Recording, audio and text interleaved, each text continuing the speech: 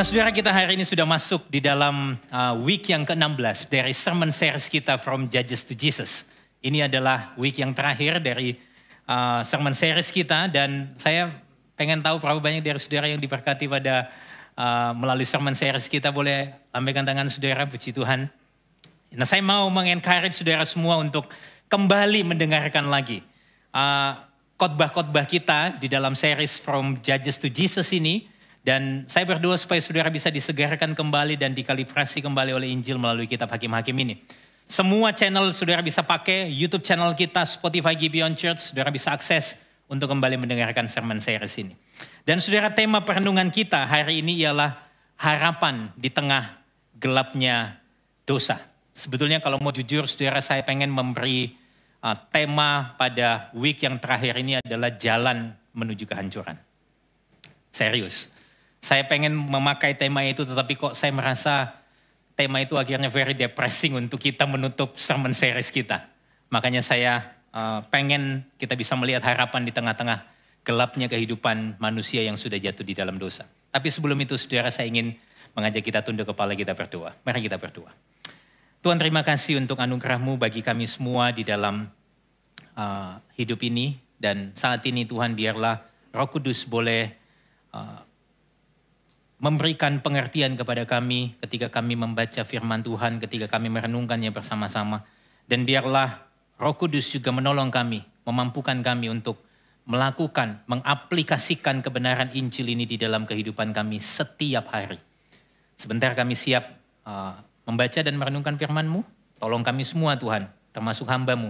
Biarlah tutup bungkus kami semua dengan kuasa salib-Mu. Di dalam nama Tuhan kami Yesus Kristus kami berdoa.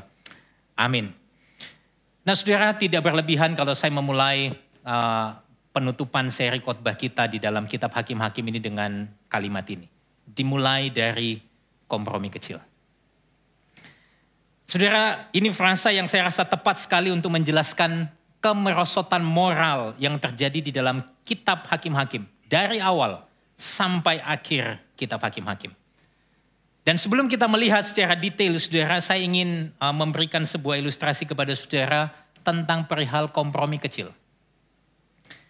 Saudara, saya pernah membaca sebuah berita tentang runtuhnya sebuah bangunan 9 lantai di Bangladesh.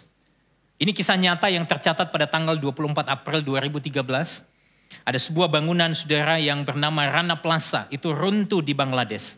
Hari itu menjadi sebuah hari yang sangat kelam bagi Bangladesh dan bisa dikatakan menjadi hari yang paling kelam di dalam sejarah industri garment modern. Saudara tahu ketika bangunan itu runtuh ada kurang lebih 1.100 orang yang tewas dan ribuan orang terluka. Mungkin kita bertanya-tanya apa yang menjadi penyebab ambruknya bangunan ini. Saudara, lewat berita yang saya baca, saudara, dikatakan tepat sehari sebelum kejadian itu sebetulnya sudah ada peringatan evakuasi gedung karena ditemukan retakan-retakan di bagian dasar gedung. Tetapi pemilik gedung mengabaikan dan malah mengkonfirmasi bahwa gedung tetap aman dan meminta seluruh pihak, toko dan sebagainya tetap bekerja seperti biasa. Memang ada isu lain saudara, seperti pembangunan yang seharusnya 5 lantai ditingkatkan menjadi 9 lantai. Fondasi yang harusnya dibangun dengan komposisi material yang bagus tetapi ternyata hanya asal-asalan. Getaran-getaran mesin konveksi yang besar sekali di beberapa lantai sehingga banyak sekali faktor. Tapi yang saya mau soroti adalah begini. Peringatan retakan yang sudah ada 1 hari sebelum kejadian itu diabaikan, bahkan dikompromikan. Saudara, ilustrasi ini mengingatkan saya tentang kehidupan yang terjadi dari awal kitab Hakim-Hakim sampai akhir kitab Hakim-Hakim. Dimulai dari perintah Tuhan yang diabaikan, lalu dikompromikan. Dari kompromi kecil hingga akhirnya tindakan saling menghancurkan sesama suku di dalam Israel pun tidak terhindarkan. Saya ingin kita flashback sedikit saudara, karena ini penutup kita pengen lihat secara utuh. Kita flashback sebentar di dalam Hakim-Hakim 1 ayat 1-3. Kita baca bergantian. Sesudah Yosua mati, orang Israel bertanya kepada Tuhan, siapakah daripada kami yang harus terlebih dahulu maju menghadapi orang Kanaan untuk berperang melawan mereka? Ayat yang kedua. Firman Tuhan, suku Yehudalah yang harus maju. Sesungguhnya telah kuserahkan negeri itu ke dalam tangannya. Lalu berkatalah Yehuda kepada Simeon saudaranya itu, majulah bersama-sama dengan aku ke bagian yang telah diundikan kepadaku, dan baiklah kita berperang melawan orang Kanaan. Maka aku pun akan maju bersama-sama dengan engkau ke bagian yang telah diundikan kepadamu. Lalu Simeon maju bersama-sama dengan dia. Saudara, dikatakan bahwa orang Israel tanya sama Tuhan tentang siapa yang harus maju terlebih dahulu untuk menghadapi orang Kanaan. Lalu apa jawab Tuhan? Jelas sekali di sana Tuhan berkata, suku Yehuda lah yang harus maju. Jelas hanya suku Yehuda. Tapi kemudian di ayat yang ketiga, Yehuda mendatangi Simeon dan mengajak Simeon untuk maju berperang melawan orang Kanaan. Mungkin saudara tanya, apa yang salah dengan itu pastor? Kan ini sesuatu yang lazim kok. Biasa saja. Tidak perlu kita melihat bahwa ini sebuah kesalahan. Tapi saudara, saya sependapat dengan apa yang dikatakan oleh Timothy Keller di dalam bukunya, yaitu Judges for You. Dia mengatakan demikian. Kemuritan sejati atau true discipleship itu radikal dan berani mengambil resiko. Karena seorang murid sejati bergantung pada Tuhan untuk menepati janjinya, memberkati mereka. Bukan pada naluri, rencana, atau polis asuransi mereka sendiri. Tidak mudah untuk benar-benar berani tanpa iman kepada Tuhan. Keberanian yang muncul dari keberanian yang tidak muncul dari iman kepada Tuhan bisa saja hanya petualangan kepahlawanan yang berlebihan atau bahkan kekejaman. Keberanian seperti itu biasanya berakar pada rasa tidak aman, keinginan untuk membuktikan diri atau rasa putus asa. Perhatikan bagian ini jauh lebih penting. Firman Tuhan berkata, Yehuda harus pergi. Tetapi Yehuda gagal sepenuhnya untuk taat. Mereka pergi, tapi mereka tidak pergi sendirian. Kemuritan mereka hanya setengah hati. Saudara, dengan kata lain, iman yang mereka miliki adalah iman yang setengah hati.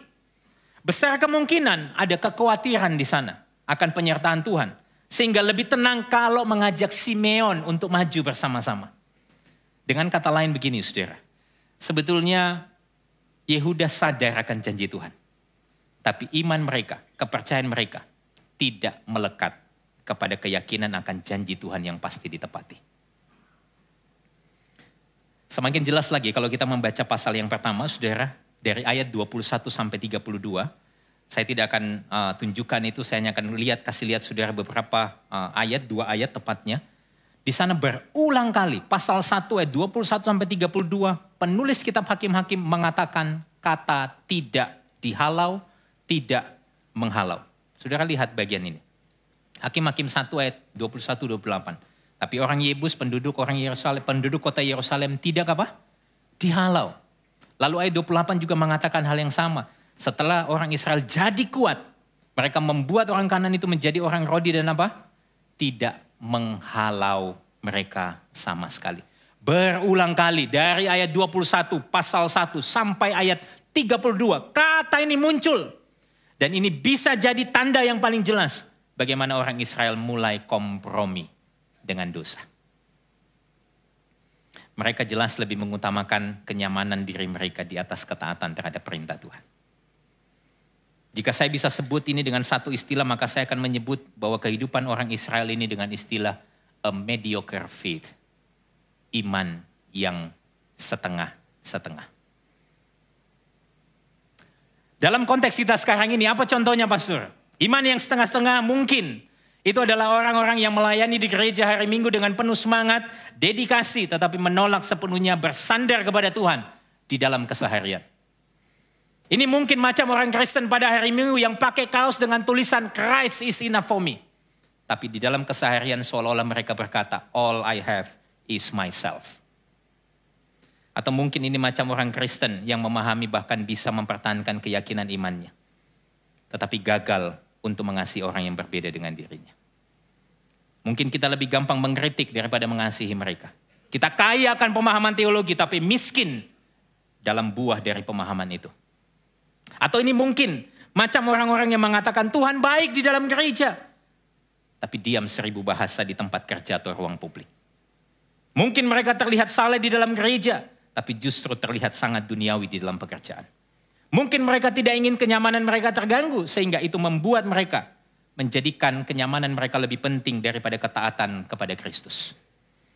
Atau juga bisa dalam bentuk lain. Iman yang berpikir bahwa Tuhan akan selalu mempermudah segala sesuatu. Slogan ikut Tuhan pasti sukses. Lalu kemudian ketika itu tidak terjadi, maka iman mereka menjadi runtuh. Intinya, saya ingin mengatakan demikian. Seringkali saudara, kehidupan iman kita itu ingin terlihat punya hidup rohani yang hebat. Tapi nyata-nyatanya kita hanya menjalani rutinitas agamawi tanpa melekat dan bergantung sepenuhnya pada Tuhan dalam hidup sehari-hari.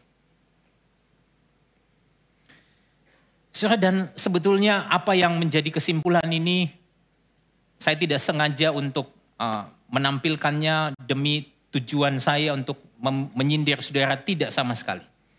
Hal ini sudah terjadi ratusan tahun di dalam hidup umat pilihan. Coba perhatikan ini saudara. Kalau kita compare, saya mulai masuk di dalam chapter 20, pasal 20 di dalam bacaan kita. Kalau kita lihat dalam pasal 1 ayat 1 dan 2, dikatakan waktu Yosua mati, sesudah Yosua mati orang Israel tanyakan sama Tuhan, siapa yang dahulu maju menghadapi orang Kanaan untuk berperang melawan mereka. Lalu apa jawab Tuhan? Suku Yehuda lah yang harus maju. Yang menarik, di pasal 20 ayat 18, ada pertanyaan yang senada di sana. Pertanyaannya apa saudara? Coba perhatikan, kita baca sama-sama pasal 20 ayat 18. 2, 3. Lalu orang Israel berangkat dan maju ke Betel. Di sana mereka bertanya kepada Allah, siapakah dari kami yang lebih dahulu maju berperang melawan suku Benyamin, Bani Benyamin? Jawab Tuhan apa? Suku Yehuda lah lebih dahulu. Saudara, sepertinya ada sebuah tragedi yang besar terjadi di sini. Kalau di awal kitab Hakim-Hakim, Israel mulai menetap di Kanaan, dia tanya sama Tuhan, mereka tanya sama Tuhan, siapa yang harus maju dulu? Apa jawab Tuhan? Suku Yehuda. Siapa lawan mereka? Orang Kanaan. Tapi kali ini di dalam pasal terakhir, pasal 20, mereka juga tanya sama Tuhan, siapa yang harus maju duluan? Lalu Tuhan jawab siapa? Suku Yehuda. Tapi kali ini konteksnya berbeda. Siapa lawan mereka? Suku Benyamin, yang notabene adalah orang Israel sendiri. Ada beberapa penafsir yang mengatakan ketika bangsa Israel masuk ke Kanaan, mereka hidup dan tinggal seperti orang Kanaan. Dan di pasal terakhir ini, mereka menjadi Neo-Kanaan. Kanaan yang baru. Saudara, waktu saya membaca ini, saudara, saya merenungkan bagaimana bangsa Israel jelas sekali semakin jauh dari Tuhan. Hidupnya tidak lagi melekat pada Tuhan. Kalaupun mereka dekat-dekat Tuhan, tujuannya apa? Supaya dapat surat izin alias approval atas apa yang mereka kehendaki. Saudara lihat pertanyaannya. Siapa dari kami yang lebih dahulu maju berperang melawan Bani Benyamin? Mereka tidak bertanya begini. Apakah kami perlu berperang melawan suku Benyamin? Dengan kata lain, saudara, mereka seolah-olah tidak lagi memperdulikan pertanyaan itu. Dan seolah-olah sudah memberi jawab bahwa memang kita perlu menghadapi suku Benyamin. Mereka hanya datang sama Tuhan untuk cari approval. Seperti membawakan sebuah proposal kepada Tuhan dan bilang, Tuhan, tolong dia ACC. Oke, kita berhenti di sini dulu, saudara. Saya ingin kita kemudian melihat kehidupan kita. Bagaimana dengan kehidupan kita sekarang ini? Apakah ini juga seringkali menjadi perilaku kita? Coba renungkan pertanyaan ini. Apakah saya seringkali dekat sama Tuhan hanya untuk mendapatkan persetujuan atas keinginan saya?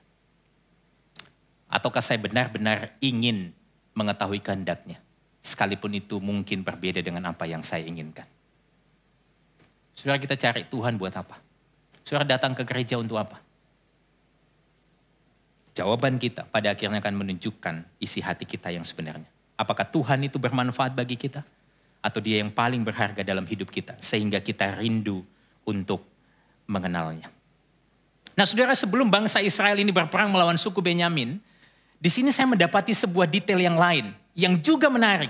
Coba kita perhatikan pasal 20 ayat 1-3. Kita baca bergantian sekali lagi. 2-3. Lalu majulah semua orang Israel dan sampai dari Dan sampai Beersheba. Dan juga dari tanah Gilead berkumpullah umat itu secara serentak menghadap Tuhan di Mispa. Silahkan.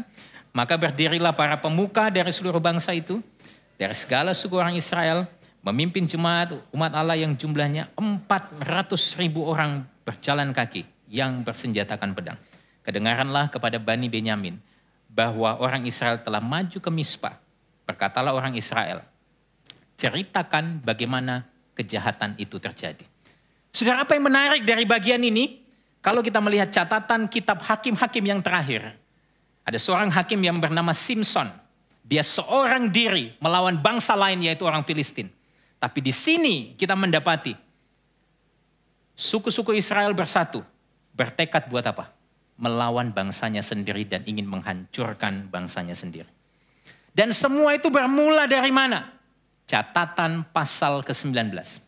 Minggu yang lalu kita sudah membahas itu, Pastor Mike sudah menjelaskan itu, tentang bagaimana ada seorang Lewi, dia mendapati gundiknya mati, lalu dibawanya gundiknya itu pulang sampai rumah, kemudian diambil pisau, dipegangnya mayat gundiknya, lalu dipotong-potong menurut tulang belulang menjadi 12 potongan, lalu dikirim ke seluruh daerah orang Israel. Dan apa kata orang-orang Israel yang menerima itu? Hal ini belum pernah terjadi dan terlihat sejak orang Israel berangkat keluar dari Mesir sampai sekarang. Lalu apa? Mereka berkumpul dan datang kepada Tuhan di sebuah kota, yaitu Mispa. Berapa jumlahnya, saudara? 400.000 orang yang bersenjatakan pedang. Sangat jelas sekali. Artinya apa? Mereka sudah siap untuk berperang. Lalu apa yang mereka lakukan? Mereka hadirkan si Lewi untuk ditanya kronologinya seperti apa. Si Lewi singkat cerita, saudara, dia jelaskan. Pada intinya dia bilang bahwa ada kekejaman yang terjadi. Bahkan dia mengklaim bahwa orang-orang Gibea itu berniat membunuh dia dan akhirnya memperkosa gundiknya.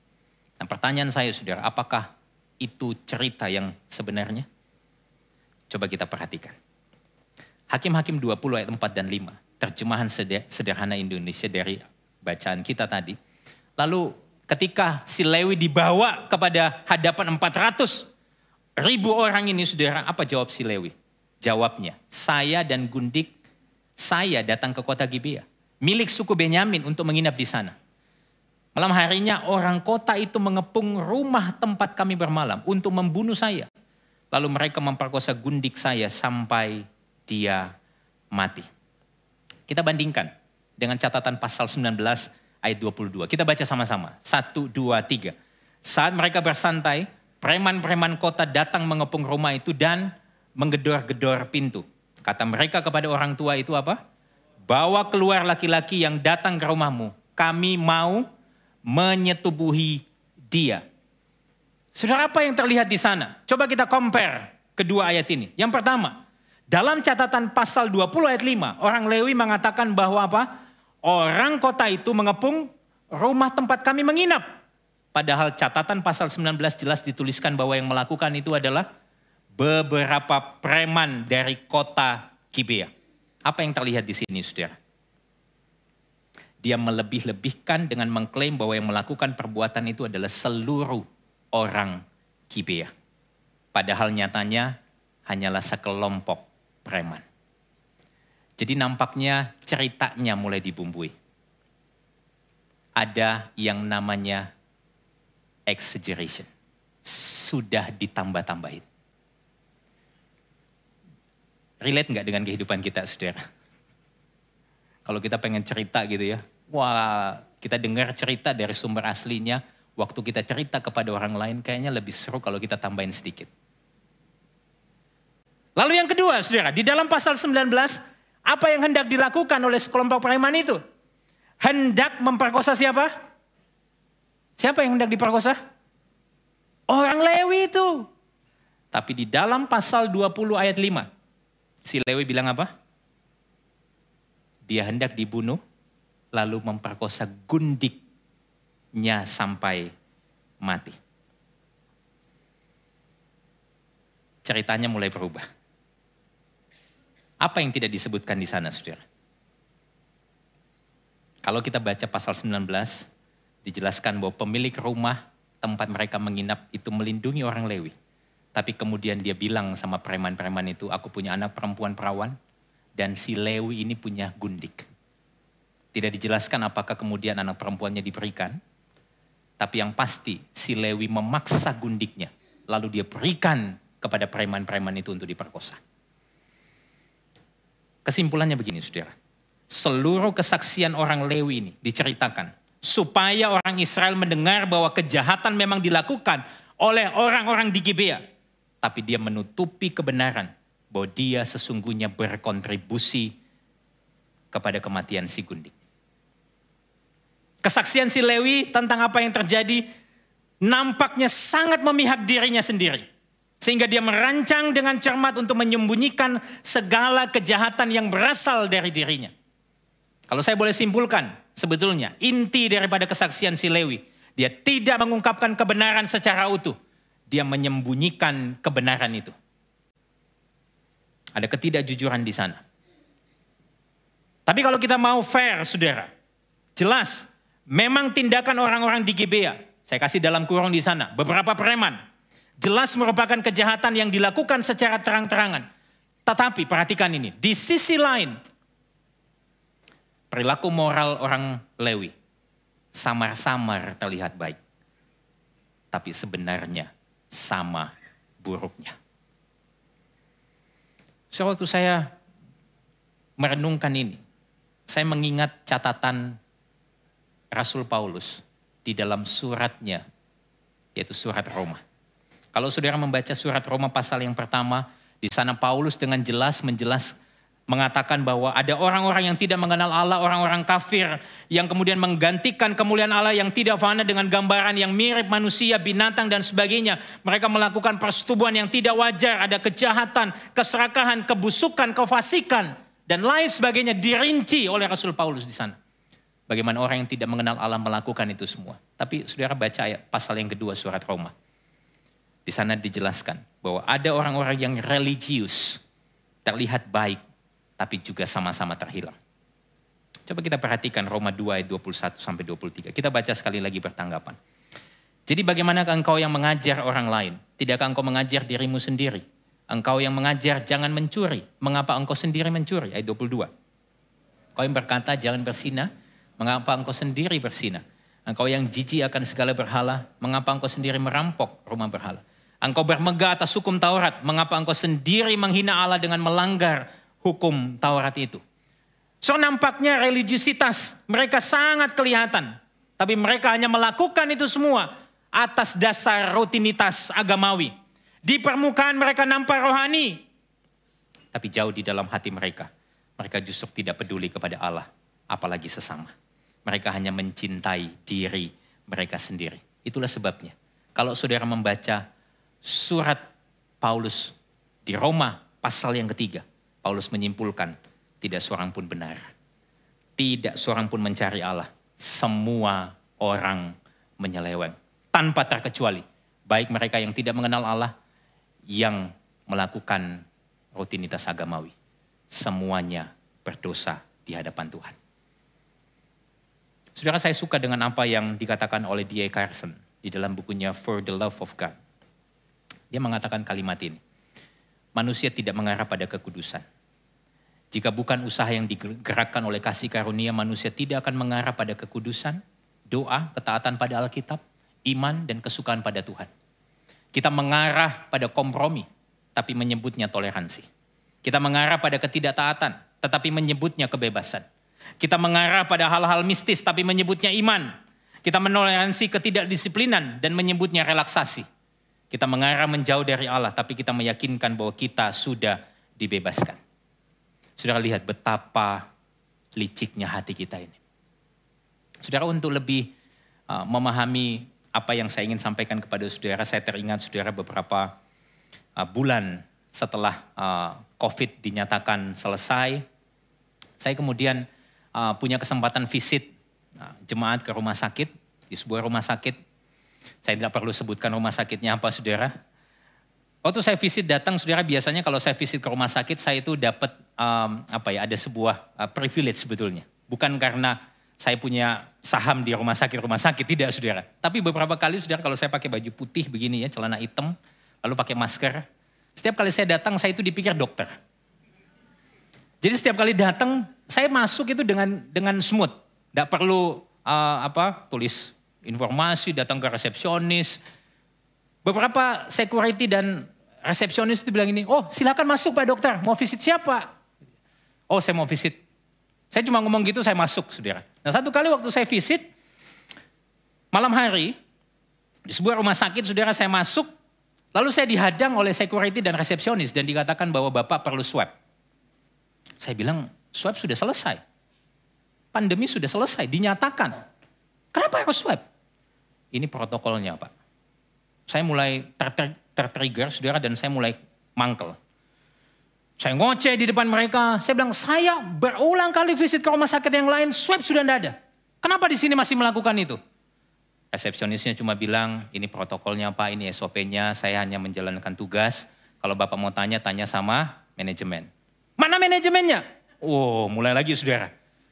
Pak, begini Pak, ini protokolnya Pak. Istri saya di samping sudah bilang gini, kok sudahlah. Saudara, tapi hati saya itu masih tidak terima. Lalu saya, ya sudah. Saya pergi swab, saudara, di satu ruangan gitu. Setelah dicolok begitu, saya ngoceh-ngoceh sama susternya. Saya bilang, ini kok lama banget sih? Sebentar Pak, lagi disiapin alatnya. Saya ngomel-ngomel, saudara. Sampai satu kali, saudara, setelah selesai semua, saya masih tunggu setengah jam kurang lebih. Sebelum masuk, itu pun kalau hasilnya negatif. Oh, setengah jam itu, saudara. Perawat yang melayani saya itu kayak mungkin saya bayangin dia ngelihat orang lagi kerasukan. Saya ngoceh nggak berhenti-berhenti. Sampai istri saya bilang ini, kok sudah. Saya bersyukur hari itu dia nggak tengking saya di depan perawat-perawat. Dalam nama Yesus keluar kamu. Saudara, akhirnya setengah jam selesai, hasilnya keluar. Negatif, saya masuk visit. Di lift itu saya masih ngoceh-ngoceh. Setelah visit, setelah berdoa saya masuk mobil, saya masih ngoceh-ngoceh. Sampai istri saya bilang, sudahlah kok, please. Sudah selesai kan? Saudara, saya ceritakan ini tujuannya buat apa sih? Saya pengen kasih tahu saudara begini. Seringkali kita itu punya kecenderungan membenarkan diri kita. Padahal kita tahu itu protokol yang harus dilakukan. Kenapa? Kenyamanan kita mulai terganggu.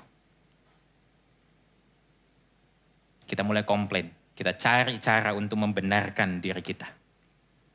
Seringkali kita kompromi, tapi kita bilang itu toleransi.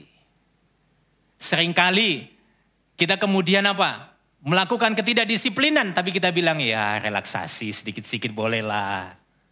Ya dosa sedikit-sedikit tidak apa-apa. Kita menjauh dari Allah, lalu kita bilang begini, Tuhan itu mengasihiku apa adanya. Aku bebas melakukan apapun. Saudara lihat, perhatikan betapa jahatnya hati kita. Itulah sebabnya kita butuh kasih karunia. Karena sesungguhnya tanpa kasih karunia Allah yang mengubahkan dari dalam, maka setiap perilaku hidup kita yang ada di luar itu hanya polesan tanpa pertobatan. Itu sebabnya Tuhan Yesus menegur orang-orang Farisi, ahli-ahli Taurat. Dia mengatakan kamu seperti kuburan yang dilabur putih dalam Injil Matius. Tapi di dalamnya tulang belulang. Saudara, ini menjadi refleksi bagi kita. Dari kisah ini saudara, saya merefleksikan bahwa sebetulnya kita semua pada satu waktu mungkin pernah menceritakan kisah yang lebih baik tentang diri kita. Dan perilaku kita kepada orang lain atau kepada diri kita sendiri. Kita menipu diri kita sendiri.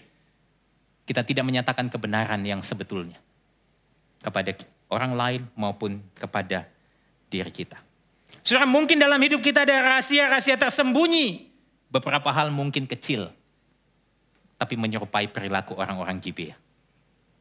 Atau mungkin kita bilang saya nggak melakukan pastor. Tapi kita mungkin seperti Lewi. Yang seringkali menceritakan kisah yang lebih baik tentang diri kita untuk melindungi diri kita sendiri. Kita tidak menceritakan kebenaran yang sebetulnya yang harus diungkapkan. Dan kalau kita lihat kitab Hakim-Hakim, saudara, sebetulnya kita semua adalah orang-orang yang sama dengan orang-orang Israel. Kita membiarkan diri kita dipengaruhi, dibentuk oleh budaya sekeliling kita dibandingkan kebenaran firman Tuhan. Formula kehidupan yang biasa kita pegang itu kita bilang begini, kalau saya terlihat baik, maka Yesus akan nampak baik. Gak percaya? Lihat saja postingan-postingan media sosial pada umumnya. Semua yang baik-baik diperlihatkan. Kegagalan, kelemahan sebisa mungkin ditutupi. Aib jangan sampai ketahuan supaya gak bikin malu. Saya kasih disclaimer, saya nggak bilang saudara perlu umbar aib saudara di depan umum secara frontal. Nggak perlu saudara. Tapi yang saya ingin soroti adalah begini. Kita akhirnya menolak pemikiran untuk tidak terlihat baik. Kita dituntut untuk hidup berperforma di depan orang lain. Kita menggunakan topeng Kristen terbaik kita setiap ke gereja. Bahkan kita juga berusaha selalu tampil baik di depan orang-orang terdekat kita. Supaya apa? Memastikan mereka melihat standar perilaku Kristen tertinggi itu ada di dalam hidup kita. Dan ini mungkin cara pikir umum. Tapi kita tahu ini sangat merusak. Yang pada akhirnya mengarahkan kita kepada kemunafikan. Lalu apa yang seharusnya kita lakukan? Kita perlu mengakui kehancuran diri kita. Supaya hanya seluruh kecukupan Yesus yang nampak. Kita perlu jujur bahwa kebutuhan rohani terbesar kita bukanlah tentang sakit disembuhkan, kaya, miskin jadi kaya.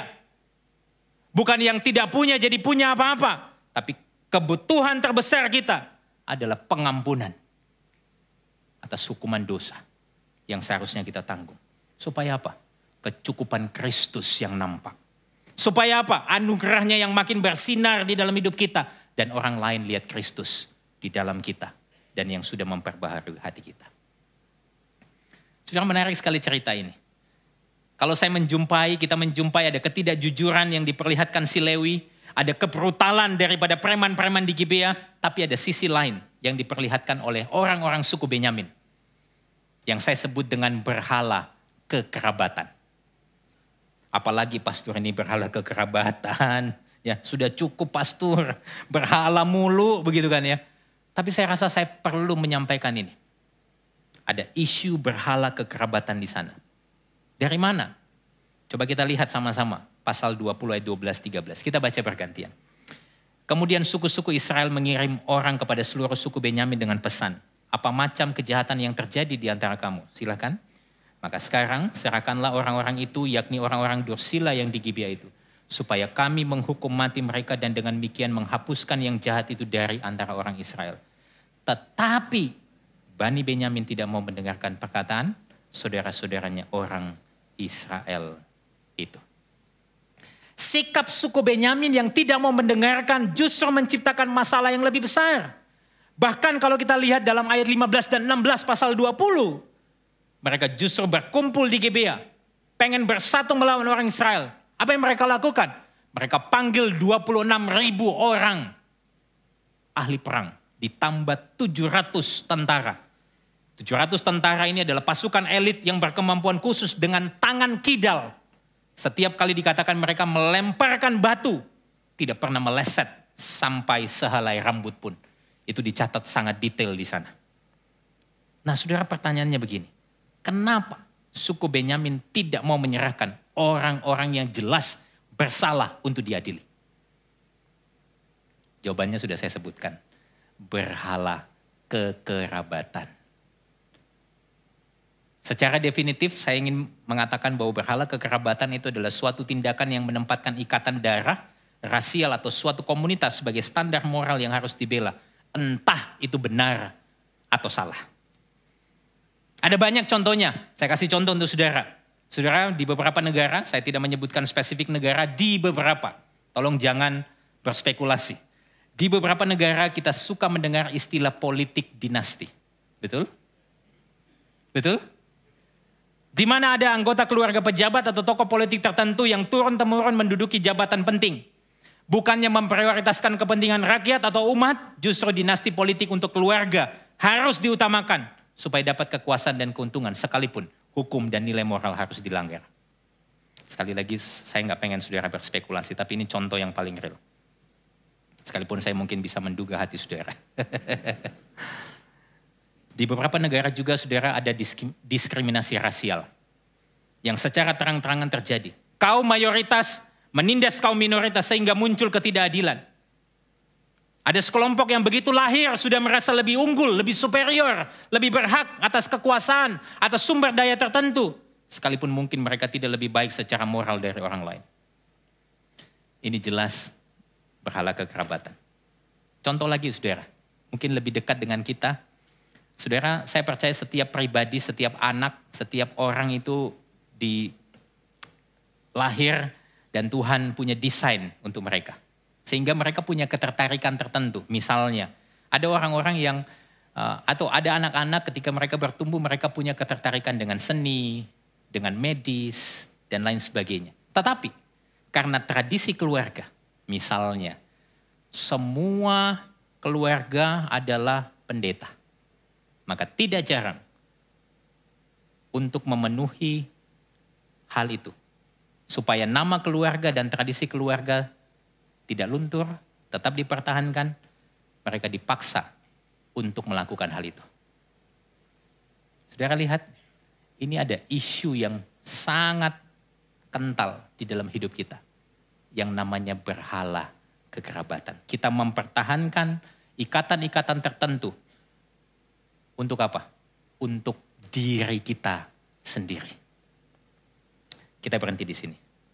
Saya pengen kita menanyakan pertanyaan reflektif ini ke dalam hati kita. Coba tanyakan pertanyaan ini.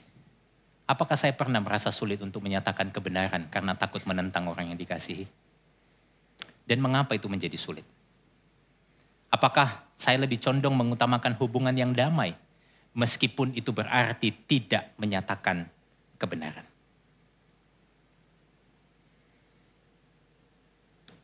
Saudara, kita lanjutkan cerita ini. Sangat jelas waktu kita membaca cerita ini, perang saudara dimulai. Jumlah orang Israel ada 400.000 orang. Suku Benyamin ada 26.700 orang.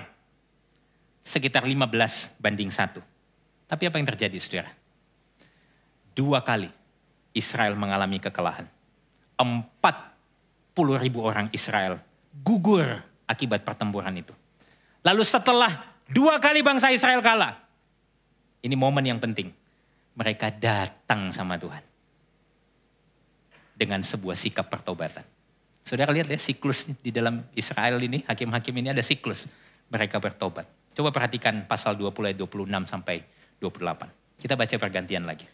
Kemudian pergilah semua orang Israel, yakni seluruh bangsa itu lalu sampai di Betel. Di sana mereka tinggal menangis di hadapan Tuhan, berpuasa. Lihat ya, berpuasa sampai senja pada hari itu. Dan mempersembahkan korban bakaran dan korban keselamatan di hadapan Tuhan. Silakan 27. Bertanya kepada Tuhan, pada waktu itu ada di sana tabut perjanjian Allah. Dan Pinehas bin Eleazar bin Harun menjadi imam Allah pada waktu itu. Kata mereka, haruskah kami maju sekali lagi untuk berperang melawan Bani Benyamin, saudara kami itu, atau haruskah kami hentikan itu? Jawab Tuhan, majulah. Sebab besok aku akan menyerahkan mereka ke dalam tanganmu. Saudara lihat ayat 28, pertanyaannya sudah berubah. Mereka bukan minta izin sama Tuhan. Tapi mereka betul-betul tanya, Tuhan masih haruskah kami maju? Dan haruskah kami berperang lagi? Setelah sekian lama saudara, ini ayat yang pertama kalinya menunjukkan bangsa Israel mau cari kehendak Tuhan. Bukan minta approval Tuhan atas kehendak diri. Dan setelah ini saudara di dalam ayat 35 dikatakan Tuhan membuat suku Benyamin terpukul kalah. Sehingga semua yang tersisa dari suku Benyamin hanyalah 600 laki-laki yang melarikan diri ke padang gurun untuk bersembunyi.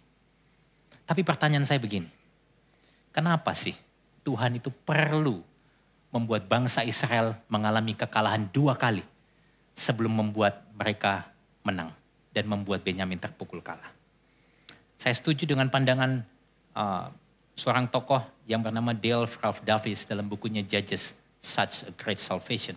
Dia mengatakan demikian, iya Tuhan menghakimi baik mereka yang merasa diri benar maupun mereka yang sepenuhnya salah. Dengan demikian bagian ini menjadi peringatan bagi kita agar tidak jatuh di dalam kesombongan. Karena kesombongan kita seringkali tumbuh lebih cepat ketika melihat dosa orang lain yang terlihat lebih jelas. Dengan kata lain, pesan Tuhan untuk kita hari ini. Kita diingatkan untuk tidak merasa lebih baik atau lebih benar daripada orang lain hanya karena kita melihat kesalahan mereka dengan jelas. Atau mungkin jangan-jangan ini menjadi natur dosa kita. Di mana kita lebih cepat melihat selumbar di mata orang lain daripada balok di mata sendiri. Saya rasa prinsip, kalau dia salah, saya tidak jauh lebih benar, perlu kita ingatkan di dalam diri kita. Kita perlu terus bertobat dan mengizinkan firman Injil itu mengkalibrasi hati kita. Karena sesungguhnya sekali lagi, bagian ini mengekspos betapa liciknya hati kita. Kali ini mungkin ada begitu banyak pertanyaan reflektif yang saya ingin kita renungkan. Coba pikirkan pertanyaan ini. Apakah saya sering terjebak dalam kesombongan karena merasa lebih baik atau lebih benar daripada orang lain? Ataukah saya lebih mudah melihat diri saya sendiri dengan jujur dan mengingat bahwa saya pun terlebih dahulu membutuhkan pengampunan dari Tuhan.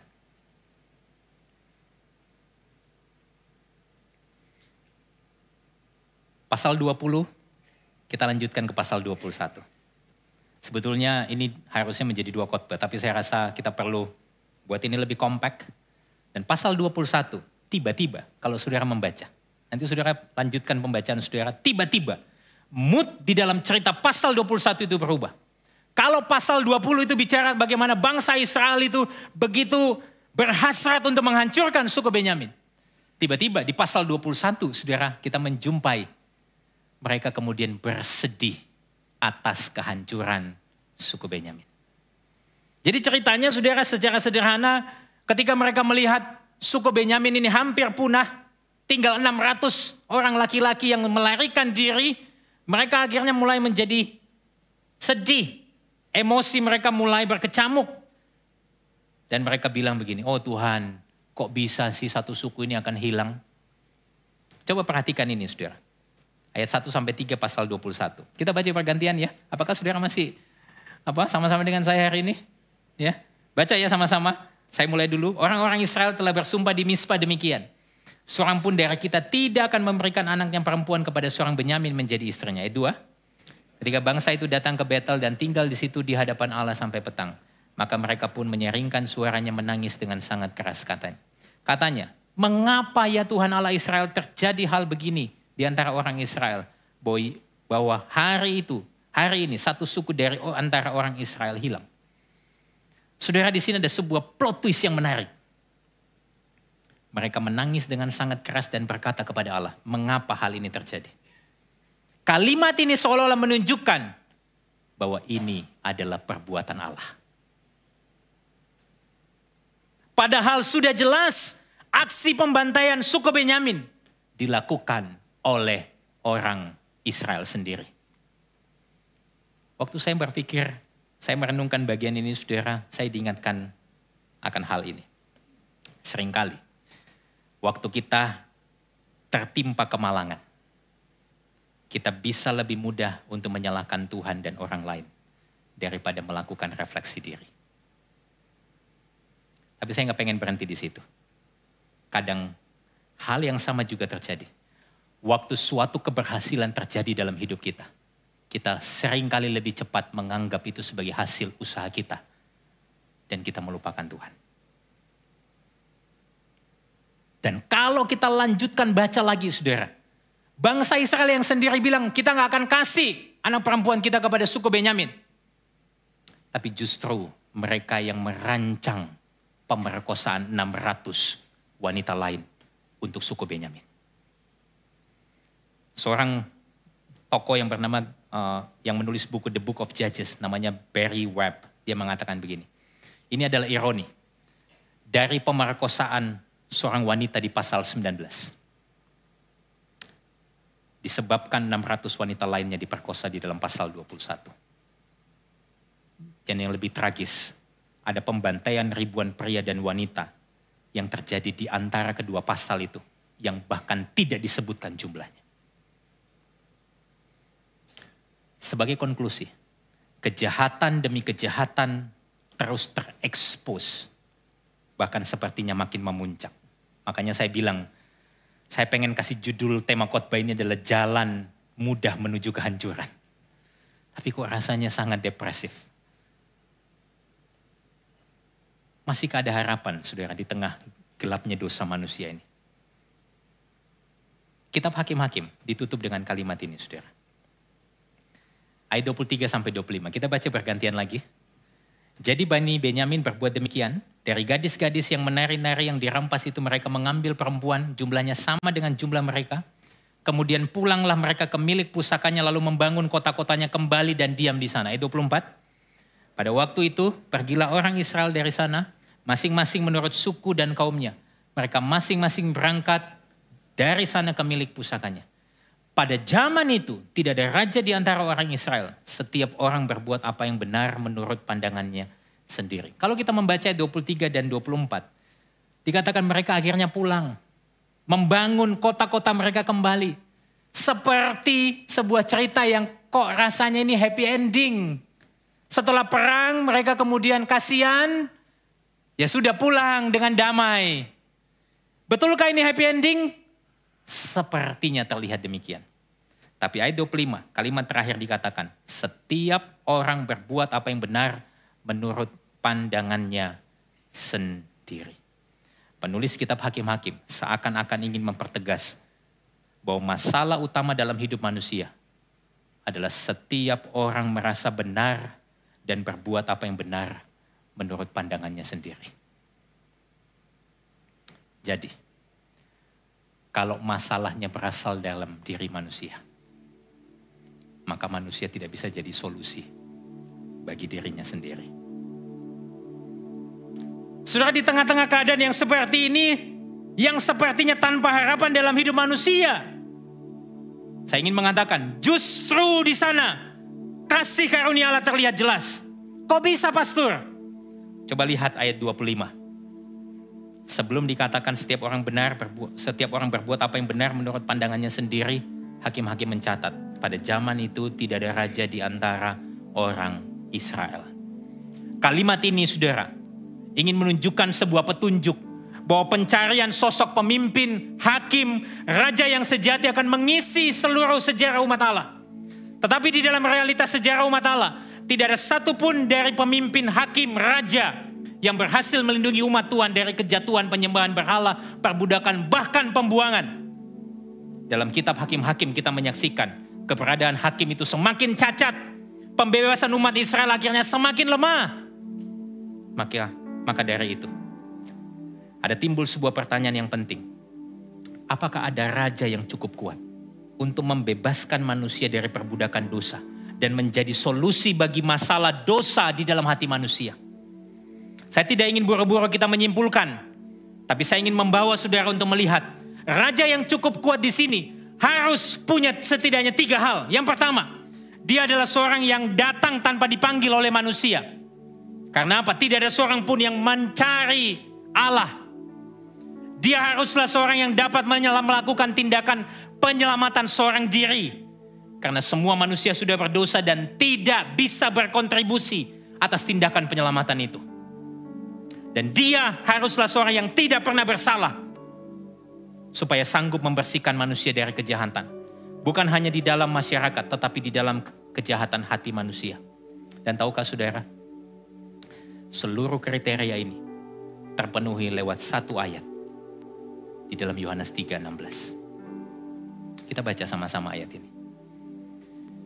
Karena begitu besar kasih Allah akan dunia ini, sehingga Ia telah mengaruniakan anaknya yang tunggal, supaya setiap orang yang percaya kepadanya tidak binasa, melainkan beroleh hidup yang kekal. Yesus bukan datang karena dipanggil oleh manusia, melainkan karena kasih Allah yang begitu besar akan dunia ini. Kedatangan Yesus semata-mata karena tindakan kasih Allah itu sendiri. Dan Yesus melakukan karya penyelamatan tanpa kontribusi manusia. Kedatangannya ke dalam dunia yang tanpa dosa, ketaatannya yang sempurna, menunjukkan bahwa hanya Dia yang bisa melakukan dan menuntaskan karya penebusan. Dan dampak dari ketaatan yang sempurna dari Yesus, manusia yang berdosa dibebaskan dari hukuman atas tindakan kejahatan yang kita lakukan.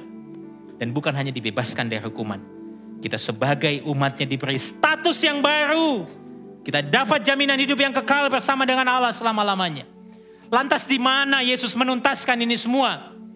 Di salib. Sang Raja Adil harus menanggung hukuman ketidakadilan untuk hidupnya yang paling berkenan kepada Bapa.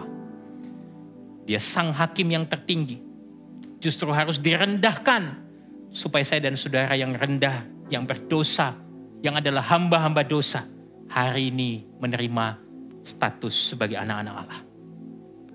Yesus disalib. Dia adalah sang hidup. Dia yang memberi kehidupan kepada saya dan saudara. Dia harus menjalani dan mengalami kematian. Supaya apa? Saya dan saudara dipulihkan. Hati yang baru diberikan.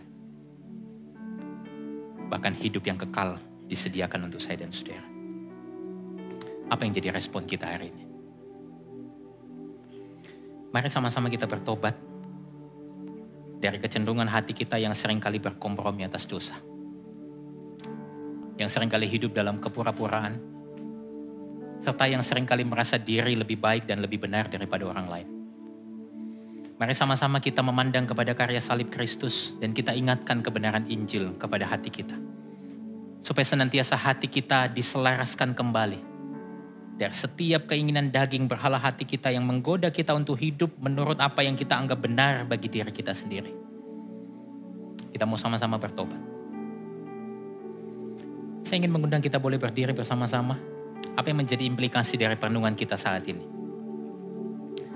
Orang berinjil tidak hidup dalam kepura-puraan agamawi, melainkan jujur dan dapat mengakui kerapuhannya, supaya seluruh kecukupan Kristus yang makin nampak. Orang berinjil akan selalu rindu mengenal pribadi Tuhan, bukan untuk cari keuntungan dari Tuhan, tapi justru karena sudah menerima keselamatan sebagai berkat yang terbesar. Orang berinjil senantiasa bersyukur atas pengampunan yang telah diterima dan dengan rendah hati dimampukan untuk mengampuni orang lain yang bersalah.